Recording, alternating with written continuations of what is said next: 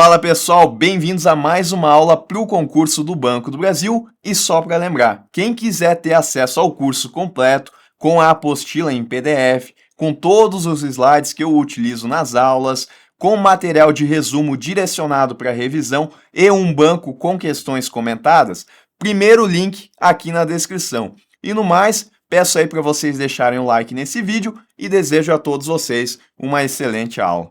Pessoal, antes da gente começar a falar aqui das diferentes instituições financeiras, é bom a gente caracterizar aqui o que são operações ativas, passivas e acessórias, tá?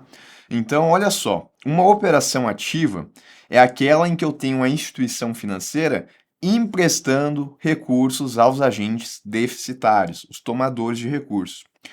Isso, então, a gente nota aqui nesse fluxo, tá? Onde eu tenho a instituição financeira e o agente deficitário. Na verdade, esse fluxo completo ele é maior, né? Porque do outro lado aqui, eu tenho um agente superavitário. E daí a gente estuda, né, que a instituição financeira, ela está fazendo a chamada intermediação financeira, captando recursos do agente superavitário e na outra ponta aqui, ela está emprestando dinheiro ao agente deficitário. Quando a gente fala de operação ativa, então, eu só tenho essa metade aqui do fluxo da intermediação financeira, tá? Essa relação que a instituição tem com o tomador de recursos. Então, vamos supor que esse nosso agente deficitário, ele vai lá na instituição e ele solicita um valor emprestado de 10 mil reais, tá? A gente sabe, né, que ele vai ter que fazer o pagamento, provavelmente na forma de parcelas, ao longo de um determinado prazo, onde ele vai devolver esses 10 mil reais que ele pegou emprestado, mais os juros da operação. E daí a gente pode pensar, né, que ao todo, somando todas as parcelas ao longo do tempo, ele vai devolver aqui o valor de 14 mil reais. Então, uma operação com 40% de juros. E a gente viu, né, que é assim que as instituições financeiras elas conseguem lucrar, né, fazendo essa intermediação financeira. Ela recebe 4 mil reais aqui, por essa operação que ela fez, e do outro lado ela vai pagar o agente superavitário e na diferença das taxas ela vai ter o spread bancário.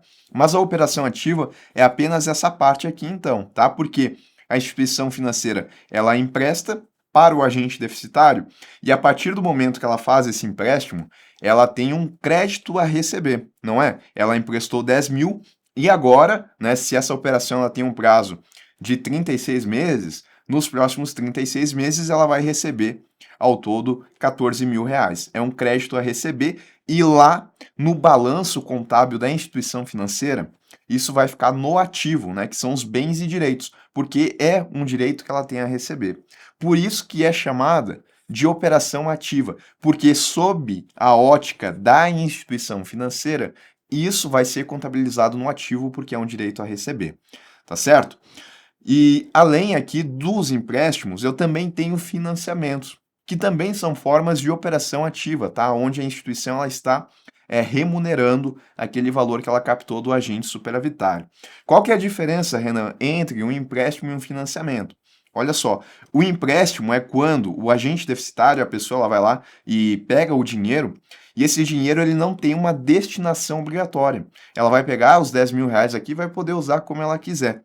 Agora, no financiamento, eu já tenho que o dinheiro recebido do empréstimo, do financiamento aqui no caso, né, ele está vinculado à aquisição de um determinado bem ou de um serviço, como, por exemplo, a aquisição de um veículo ou equipamento.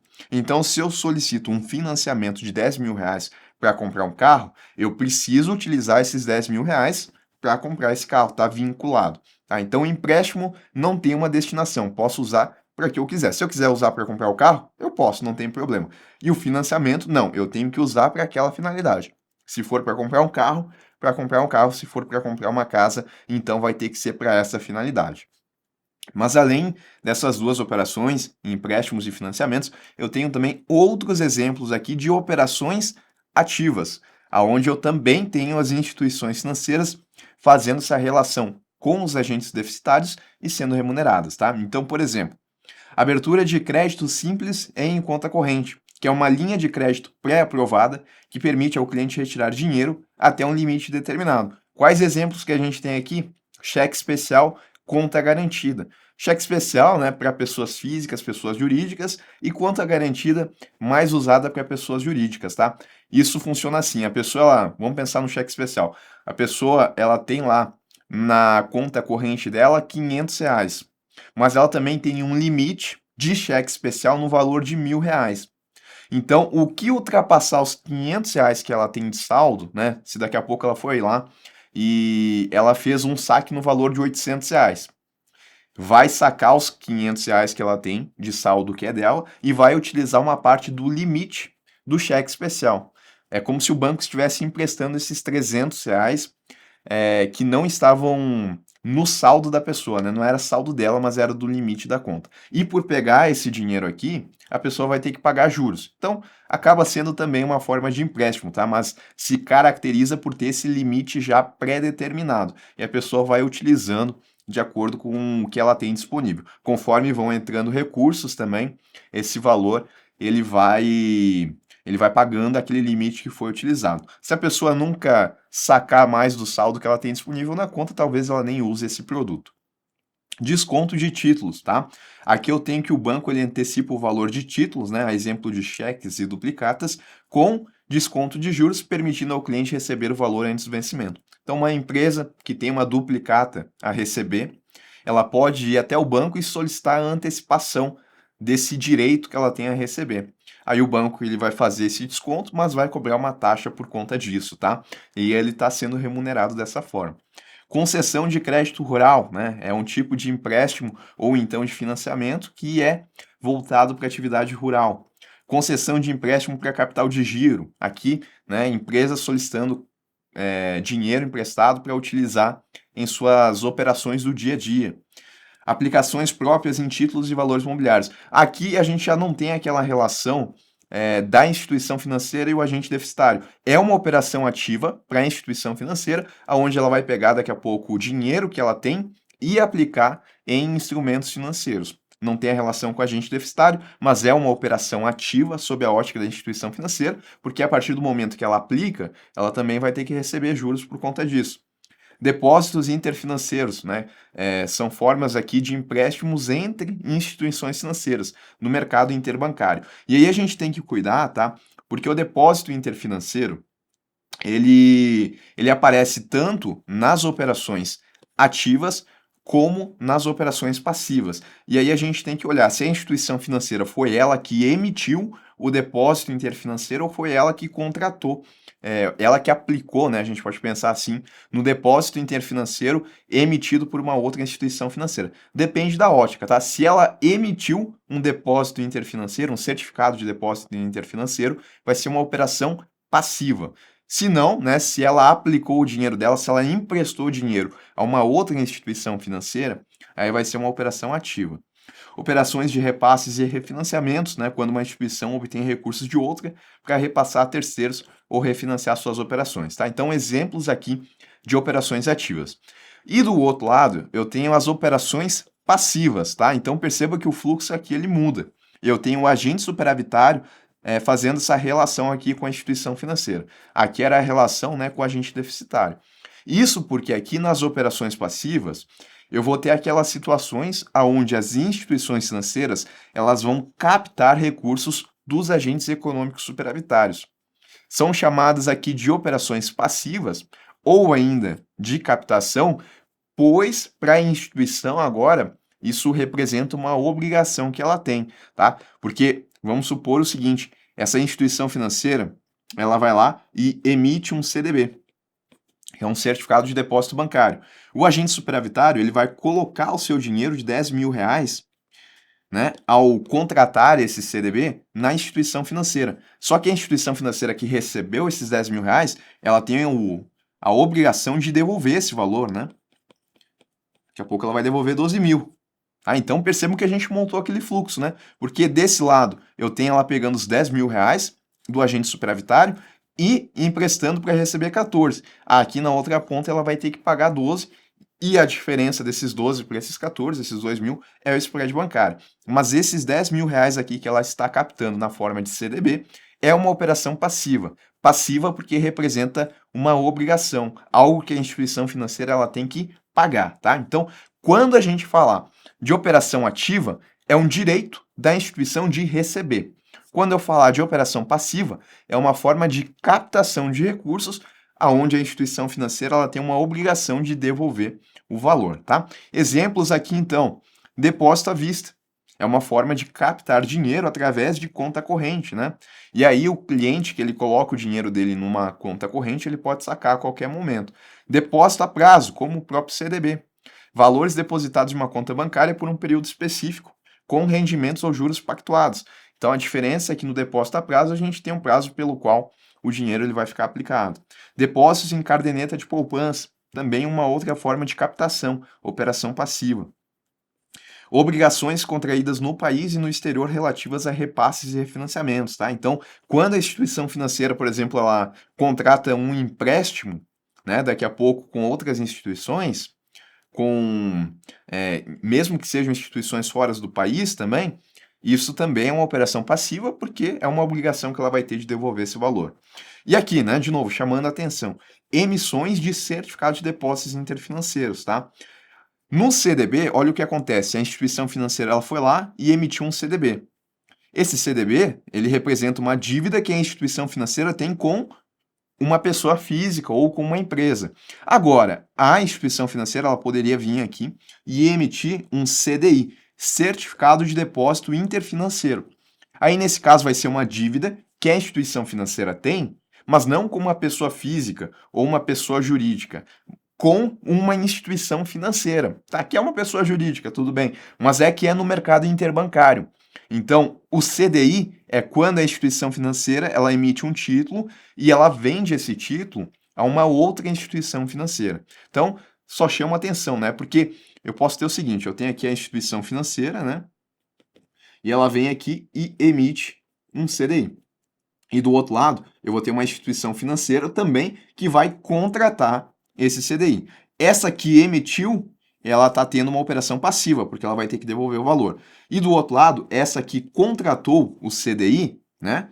Ela tem uma operação ativa, porque ela mandou o dinheiro e ela vai receber dinheiro de volta, tá? Então, por isso que depósito interfinanceiro pode ser tanto uma operação ativa como uma passiva. E além das operações ativas e passivas, eu também tenho aquelas chamadas de operações acessórias.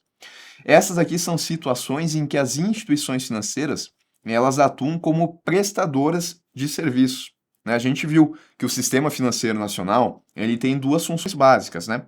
A intermediação financeira e a prestação de serviços e gerenciamento de recursos, que são facilidades que as instituições elas trazem tanto aos cidadãos quanto ao governo. Nas operações acessórias, então, eu não tenho a chamada intermediação financeira, mas eu tenho serviços que as instituições vão prestar aos seus clientes.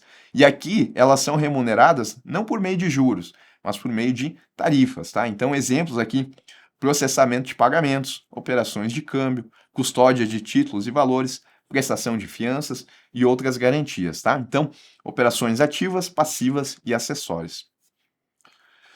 Aqui nos operadores do Sistema Financeiro Nacional, antes da gente começar a estudar esses operadores, a gente pode classificar eles em diferentes formas, tá? Eu posso, por exemplo, classificar em instituições monetárias e instituições não monetárias.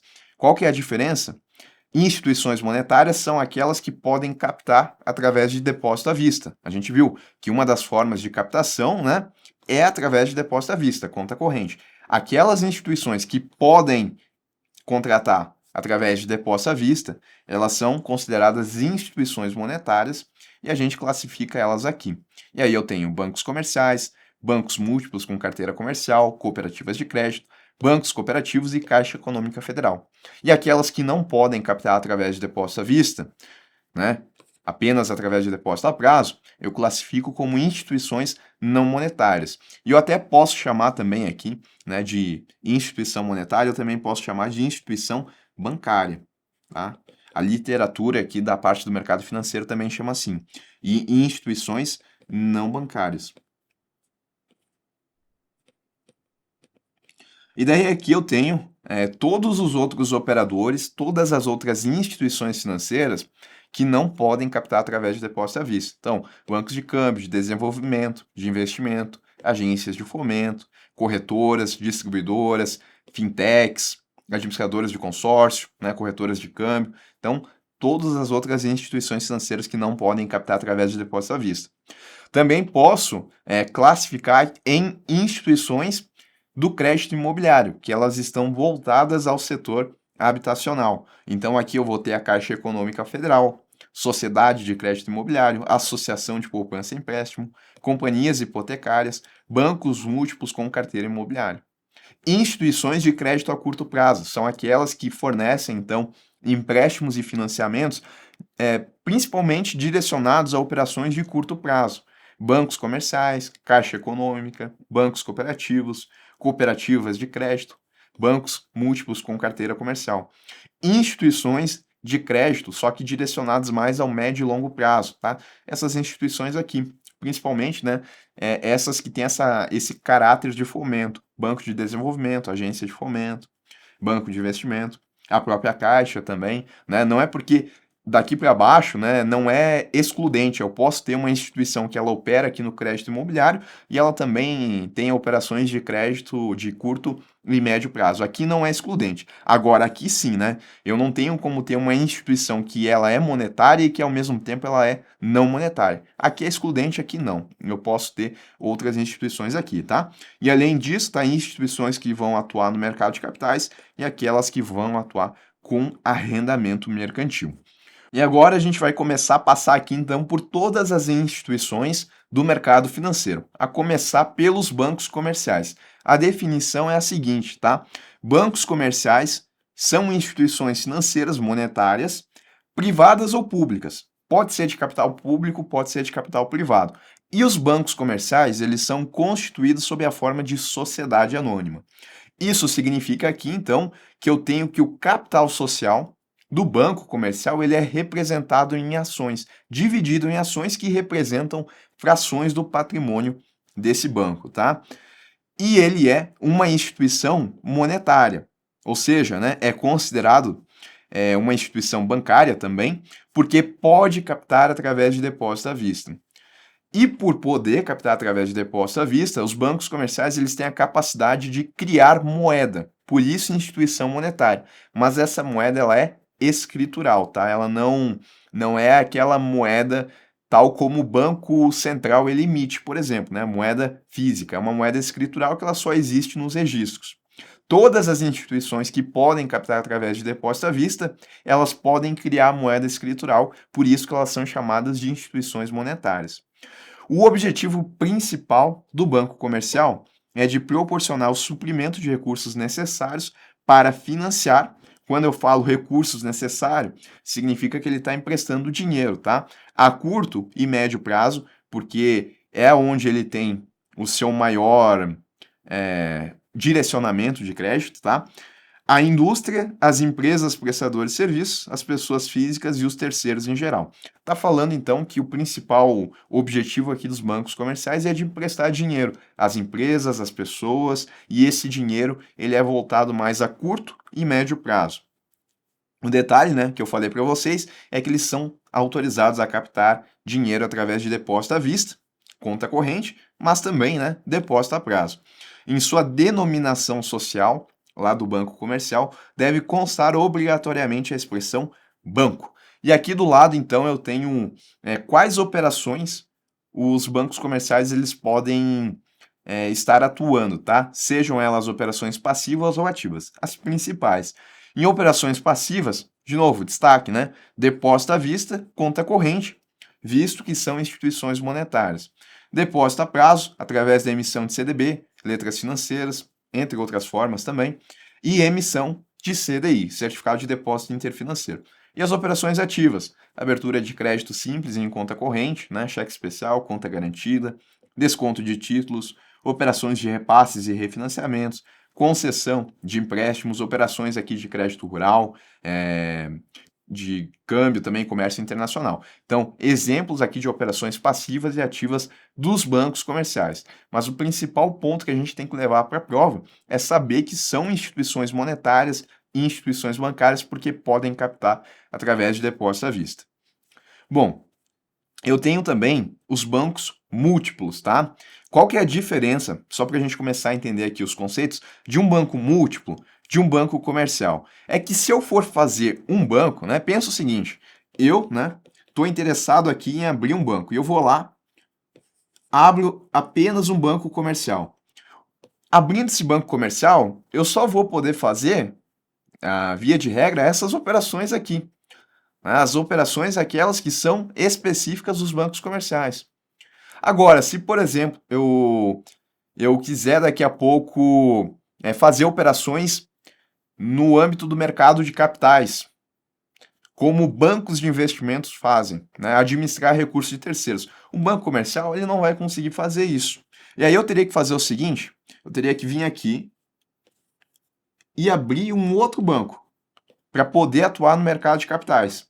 Então eu teria um banco comercial, né, que vai me permitir fazer essas operações, teria que vir aqui abrir outro banco para poder fazer as operações de um banco de investimento.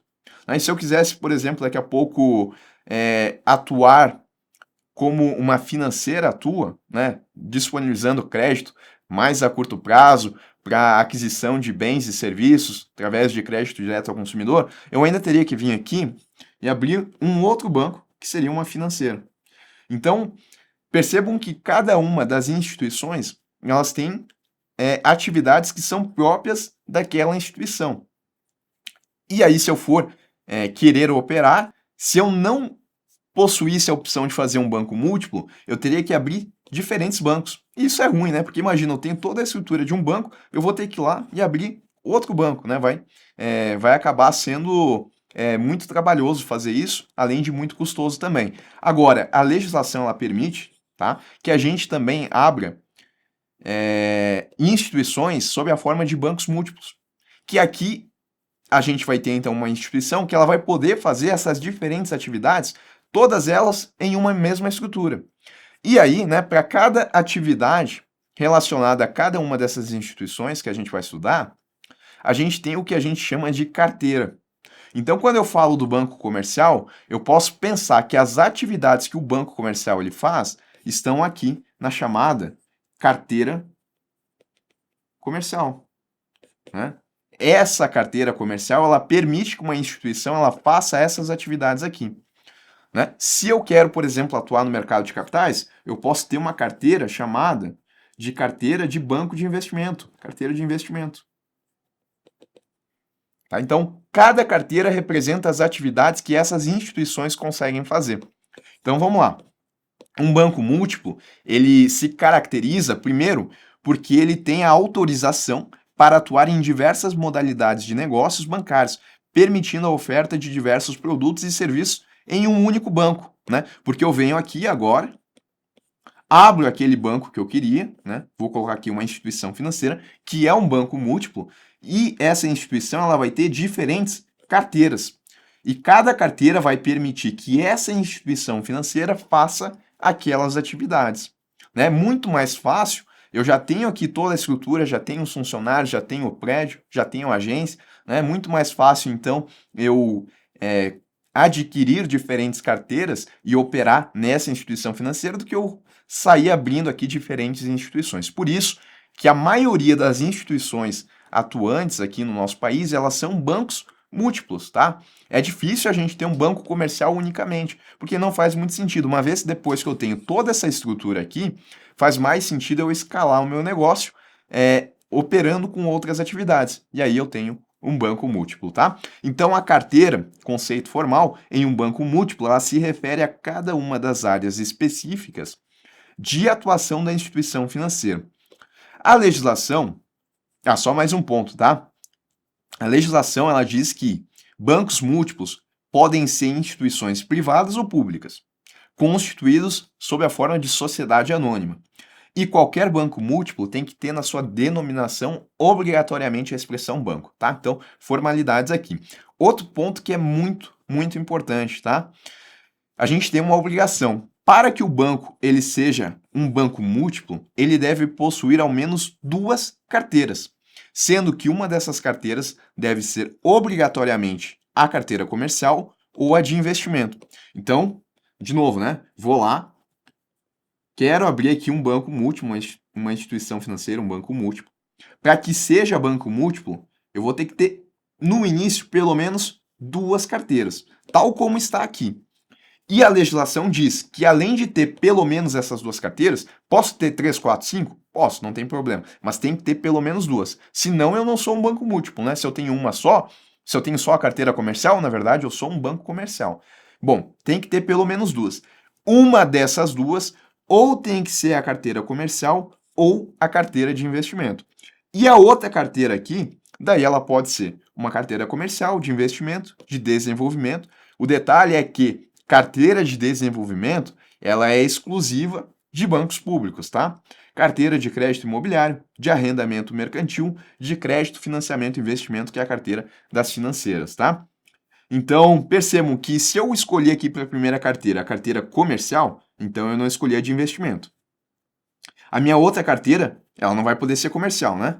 Ela vai ser uma dessas aqui, tá? E aí eu não necessariamente preciso que minha outra carteira seja de investimento. Não. A primeira carteira ou ela tem que ser a comercial ou de investimento. Depois eu posso ter qualquer uma das carteiras. Se eu quiser ter a carteira de investimento aqui, tudo bem. Se eu quiser ter ainda outras carteiras aqui, né, uma de investimento aqui, outra de desenvolvimento aqui, eu posso também, tá? A legislação ela diz que eu tenho que ter pelo menos duas e uma dessas duas tem que ser ou a carteira comercial ou a de investimento. E o ponto é, se o banco ele ter a carteira comercial, significa que ele vai poder captar através de depósito à vista.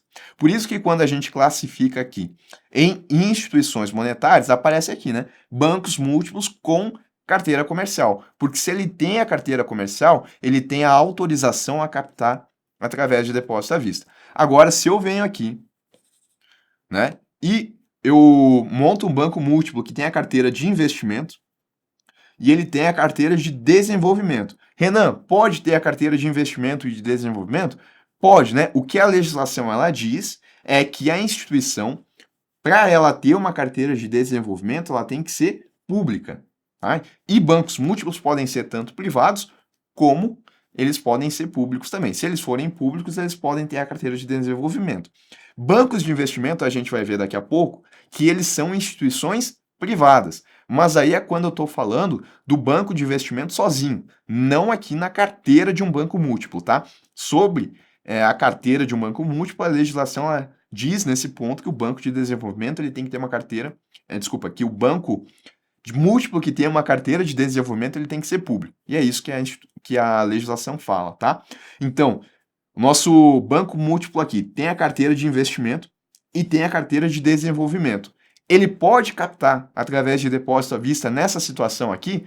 Não, porque ele não tem a carteira comercial. Se ele ainda vir aqui, coloca uma outra carteira de arrendamento mercantil, carteira de investimento, desenvolvimento e arrendamento mercantil. Pode captar através de depósito à vista? Não. É considerado instituição monetária? Não. Nessa situação, né, ele seria classificado aqui, instituição não monetária. Até poderia colocar aqui, né, bancos múltiplos que não têm carteira comercial. Perfeito, tá? Mais uma regra aqui é que para cada carteira de um banco múltiplo, aquela carteira tem que ter um CNPJ específico, tá?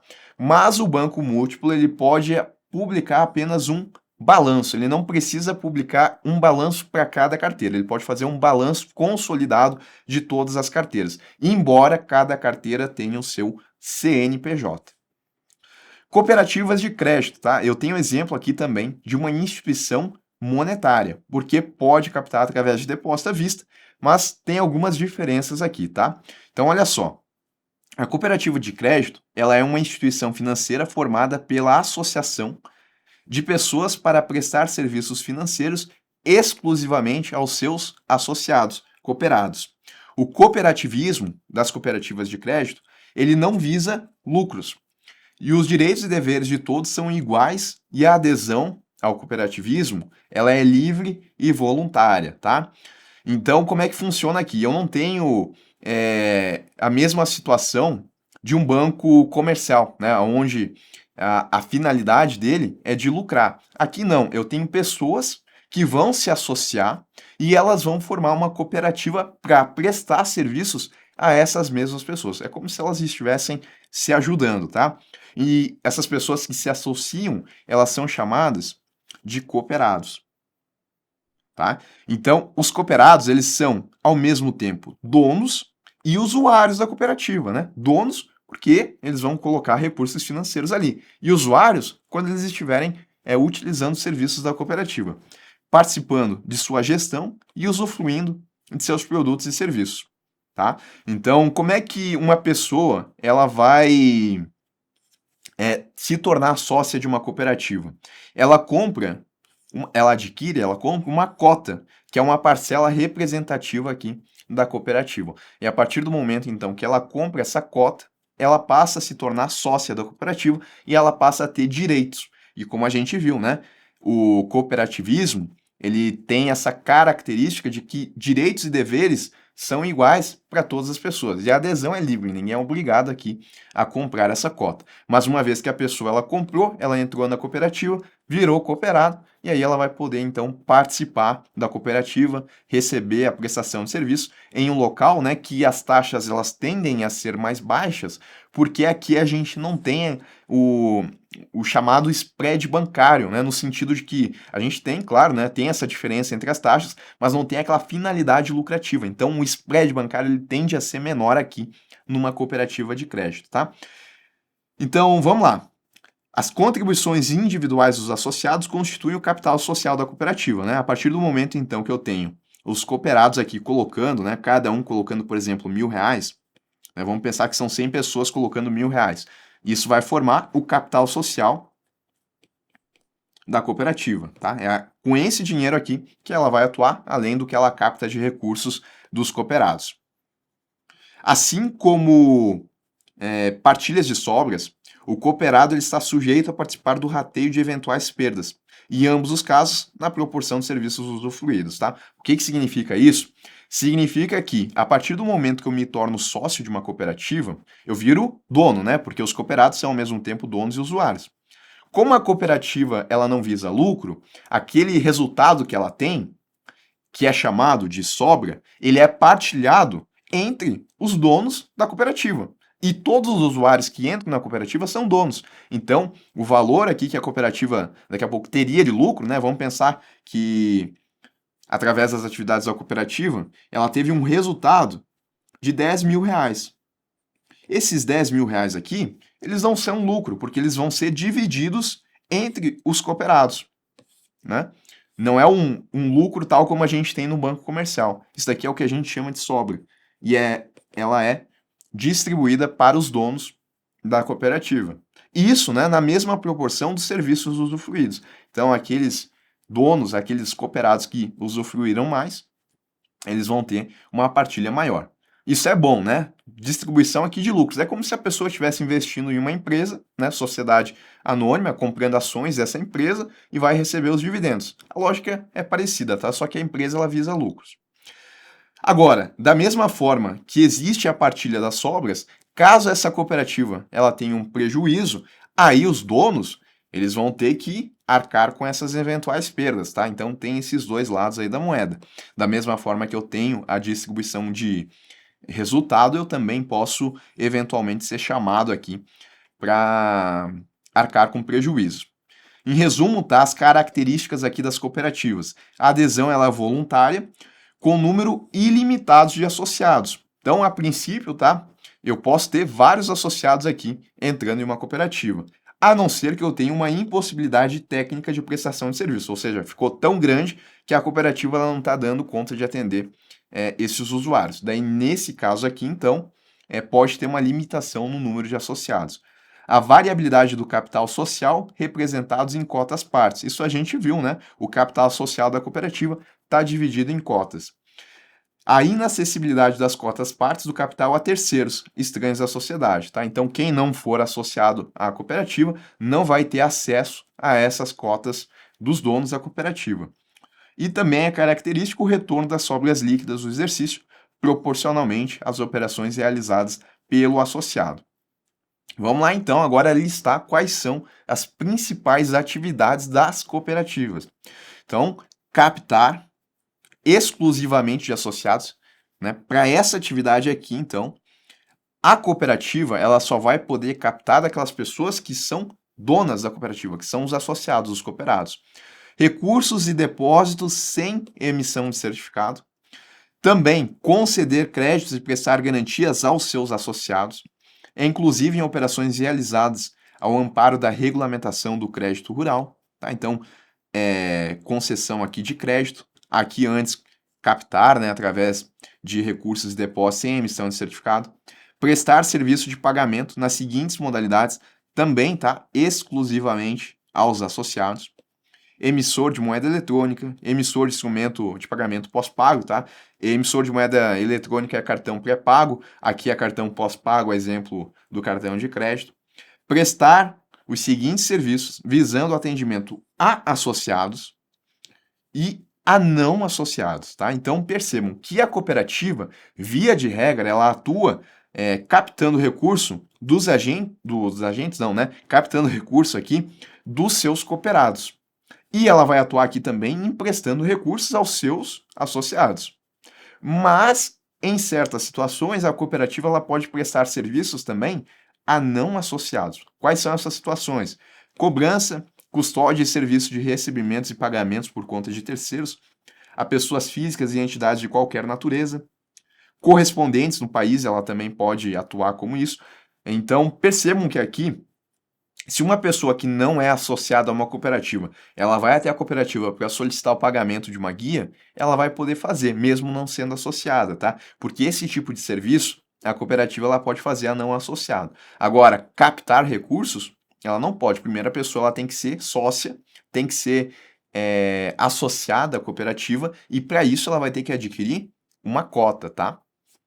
Bom, colocação de produtos e serviços oferecidos por bancos cooperativos, inclusive os relativos a operações de câmbio, bem como demais entidades controladas, distribuição de recursos de financiamento do crédito rural, aqui é só uma distribuição, tá? Não é ela emprestando, distribuição de cotas de fundo de investimento, de novo, tá? Eu tenho uma instituição que ela é administradora desse fundo de investimento e a cooperativa ela só está fazendo a distribuição desses produtos, não é ela quem administra esses fundos.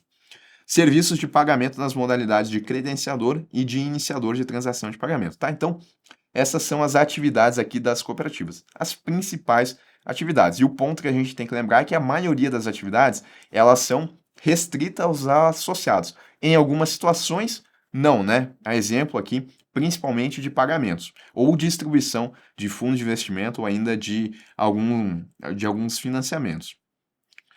E aí a cooperativa, ela pode ser classificada aqui de diferentes formas, tá? Então eu tenho a cooperativa singular, a cooperativa central e a confederação. A cooperativa singular ela é chamada de cooperativa de primeiro grau. É aquela que vai atuar com o cliente, né? Com o consumidor não, né? O seu associado aqui de maneira mais finalística, enquanto que a cooperativa central e a confederação elas vão atuar mais como supervisores. Vamos entender isso, tá? Cooperativa singular são as cooperativas constituídas pelo número mínimo de 20 pessoas, tá? Então, 20 pessoas querem formar uma cooperativa, é o que a gente vai ter. Elas vão ser associadas, vão formar aquela cooperativa. Menos do que 20 pessoas não pode, eu tenho que ter pelo menos 20 pessoas associadas.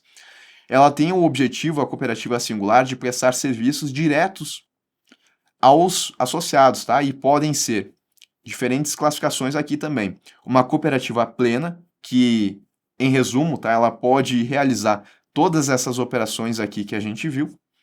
A cooperativa clássica, que é autorizada a todas as atividades, desde que atenda aos requisitos que caracterizam o perfil de risco simplificado. Daí é uma regra lá que a gente tem na nossa legislação, tá? O ponto aqui é que a gente tem que saber que a cooperativa clássica ela vai poder também realizar todas as atividades, mas para isso, tá? Tem que atender esses requisitos aqui de perfil de risco simplificado.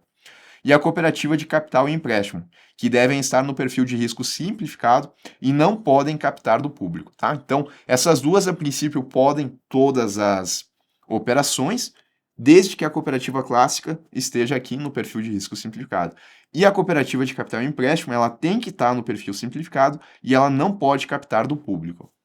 Perfeito, tá? Isso em relação à cooperativa singular, mínimo de 20 pessoas, é de primeiro grau, porque ela vai prestar serviços diretos aos seus associados, diretamente, atividade finalística.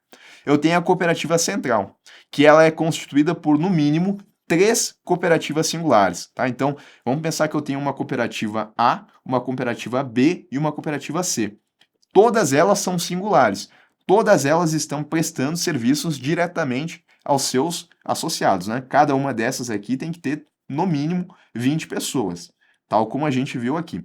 E aí, eu posso unir essas três cooperativas singulares aqui em uma cooperativa central, tá? Então percebam que é quase como se fosse um supervisor, tá? Porque elas são constituídas para organizar em comum acordo e em maior escala os serviços financeiros e assistenciais das filiadas. Elas vão atuar aqui dando suporte principalmente para as singulares. Enquanto que eu considero então uma cooperativa singular de primeiro grau, a cooperativa central ela já é de segundo grau.